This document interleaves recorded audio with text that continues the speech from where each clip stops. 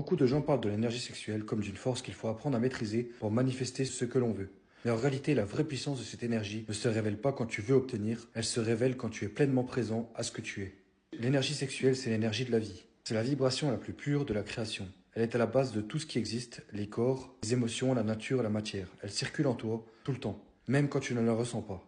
Quand tu es coupé de ta conscience, cette énergie reste bloquée dans les parties basses de ton corps. Elle devient pulsion, frustration, besoin de combler un vide.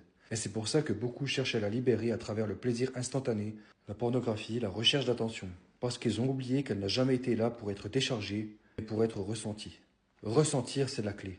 Quand tu ressens profondément cette énergie sans la fuir, sans la juger, tu la fais circuler à travers ton être. Elle monte lentement, naturellement. Et au lieu de rester une pulsion, elle devient présence. Et c'est là que le lien avec la manifestation devient clair.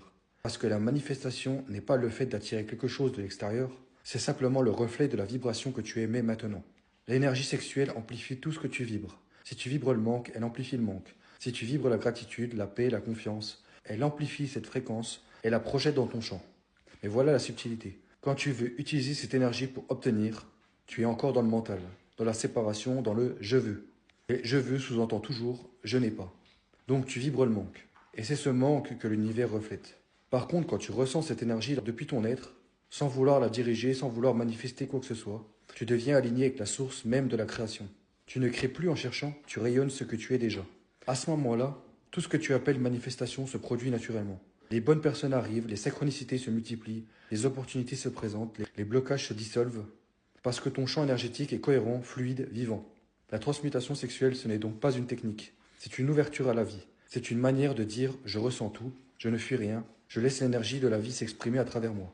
Et plus tu es présent à cette énergie, plus tu remarques qu'elle te relie à quelque chose de beaucoup plus grand que toi. Une conscience qui crée sans effort, sans intention, juste par sa présence. C'est ça le vrai sens de la manifestation. Ce n'est pas créer ce que tu veux, c'est être ce que tu veux avoir.